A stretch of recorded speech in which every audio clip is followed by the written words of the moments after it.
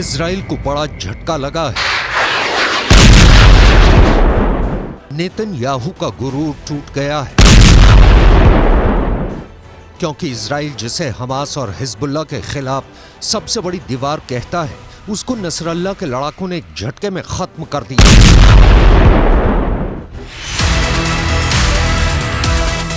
Hezbollah का दावा है कि उसने इजराइल के आयरन डोम को एक झटके में फोड़ दिया है। नसरल्लाह के लड़ाकों ने इजराइल के आयरन डोम के 2 सिस्टम तबाह कर दिए हैं। एक आयरन डोम की कीमत $100 मिलियन है। हिंदुस्तान की करेंसी में बात करें तो करीब 800 करोड़। मतलब हिजबुल्लाह ने एक झटके में इजराइल के 1600 करोड़ रुपए तबाह कर दिए। हिजबुल्लाह का कहना है कि उसने उत्तरी इजराइल के कब्री में उसकी बमबारी ने बड़ी तबाही मचाई। यहीं पर आयरन डोम सिस्टम तैनात था।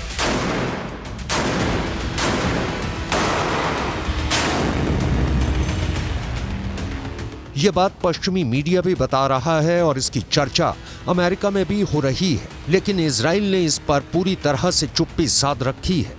हमास के रॉकेट को रोकने वाला आयरन डोम इस वक्त संकट में है। हर हमले का मुंह तोड़ जवाब देने की धमकी देने वाले नेतन्याहू ने आयरन डोम पर हुए हमले पर अब तक कुछ नहीं बोला है।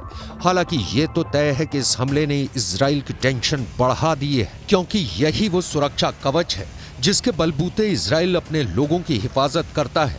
उसकी सीमा में आने वाले रॉकेट और मिसाइल को इजराइल अपने इसी मिसाइल डिफेंस सिस्टम से मार गिराता है।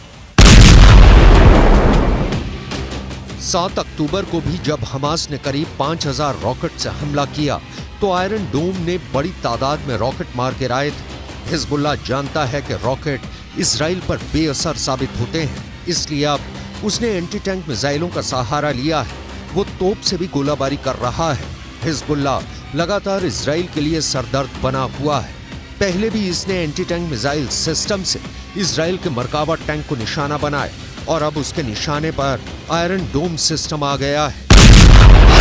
इससे पहले जब जब फिलिस्तीनी संगठन हमास ने रॉकेट से हमला किया है, आयरन डोम का सक्सेस रेट 95% से ऊपर रहा है।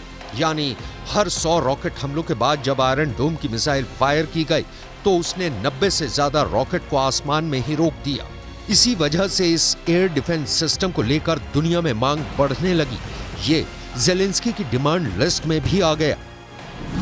आयरन डोम 4 किलोमीटर से लेकर 70 किलोमीटर दूर से हो रहे हमलों को रोक सकता है।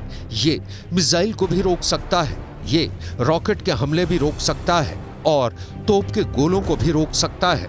इजराइल की ये हालत देखकर कह सकते हैं कि इन हमलों को रोकने के लिए आयरन डोम फेल साबित हुआ है और इस्तेमाल करने पर बहुत महंगा भी साबित होता है, क्योंकि 1 लाख रुपए की कीमत वाले रॉकेट या तोप के गोले को रोकने के लिए इससे 2 मिसाइल फायर की जाती है, जिनकी कीमत रेंज के हिसाब से 70 लाख से 1 करोड़ रुपए हो सकती है। यानी एक रॉकेट जिसकी कीमत 1 लाख रुपए भी नहीं, उसको रोकने के लिए इस हथियार की इतनी बड़ी कीमत हैरान करती है।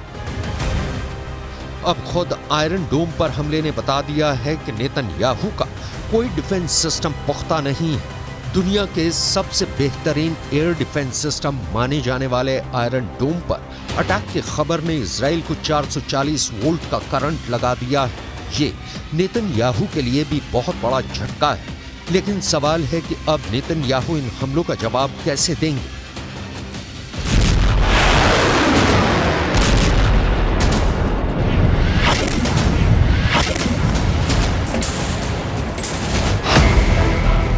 हिजबुल्लाह के धमाके के बाद 2 लोग बहुत ज्यादा टेंशन में हैं। गाजा और इजराइल के बीच चल रहे युद्ध ने पूरे पश्चिम एशिया को तीसरे विश्व युद्ध के एपिसेंटर में तब्दील कर दिया है और इसकी वजह से 2 ताकतें सबसे ज्यादा फिक्र में डूबी हुई हैं। पहले हैं इजराइल के प्रधानमंत्री बेंयामिन नेतन्याहू और दूसरे हैं अमेरिका के राष्ट्रपति जो बाइडेन। दोनों की टेंशन का मीटर लगातार रेड लाइन को पार करता जा रहा है। इस तस्वीर को लेकर खौफ बहुत ज्यादा है।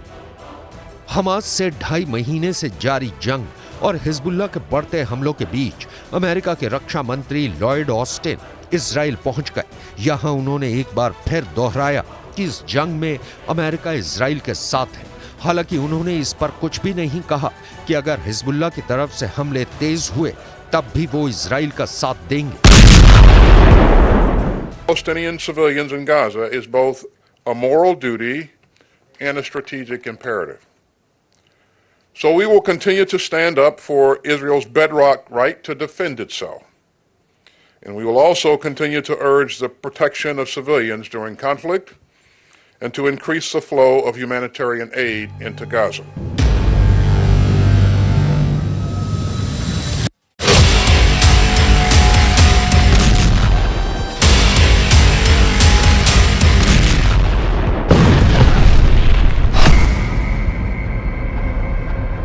एक तरफ हमास गाजा पट्टी में इजरायली सेना को कड़ी टक्कर दे रहा है, दूसरी तरफ लेबनान बॉर्डर पर हिजबुल्लाह लगातार फायरिंग कर रहा है। ऐसे में सवाल है कि इजराइल के लिए अगला खतरा कौन सा आने वाला है। ये बात नेतन्याहू अच्छी तरह से जानते हैं कि इस जंग में अमेरिका से भले ही उसको मदद मिल जाए, लेकिन युद्ध तो उसे खुद लड़ना होगा। मोर्चे पर उसके ही सैनिकों को तैनात होना होगा। इसलिए हिजबुल्लाह की तरफ से हमले तेज होने के बाद नेतन्याहू ने अपना वॉर ट्रायंगल तैयार कर लिया है। नेतन्याहू के वॉर ट्रायंगल में सबसे बड़ा कोना गाजा में हमास का पूरी तरह खात्मा है। नेतन्याहू के वॉर ट्रायंगल में दूसरा बड़ा कोना लेबनान में हिजबुल्लाह का अंत है, जबकि नेतन्याहू के वॉर ट्रायंगल का तीसरा सबसे खतरनाक कोना है सीरिया, जहां पर इजराइल की एयरफोर्स ने हमले तेज कर दिए हैं। ये तीनों जगह या देश इजराइल के बॉर्डर से लगे हुए हैं और इजराइल इन्हें अपने खिलाफ सबसे बड़ा खतरा मानता है। यही वजह है कि इजराइल साल के 12 महीने, महीने के 30 दिन और दिन के 24 घंटे युद्ध के मोड में रहता है। उसकी सेनाएं हमेशा एक्टिव रहती हैं, दुश्मनों को लेकर हमेशा चौकन्ना रहती हैं। अपने आसमान को सुरक्षित रखने के लिए अभी इजराइल के पास 4 लेयर में डिफेंस सिस्टम है। पहला है आयरन डोम, जो रॉकेट और विमानों को 70 किलोमीटर के दायरे में रोक सकता है। मिड सेगमेंट में दूसरा है डेविड स्लिंग सिस्टम, जो 250 किलोमीटर की रेंज तक मिसाइल या विमान का दुश्मन बन जाता है। एरो 2 एयर डिफेंस सिस्टम, इसकी रेंज भी 250 किलोमीटर तक है, लेकिन यह डेविड स्लिंग के मुकाबले में ज्यादा ऊंचाई पर जाकर आसमानी टारगेट को मार गिरा सकता है। और चौथा है एरो 3, जो 2.5 किलोमीटर से भी आगे के टारगेट को खत्म करता है। और अब यही एयर डिफेंस सिस्टम इजराइल का बैलिस्टिक मिसाइल को मार गिराने वाली गारंटी बन चुका है।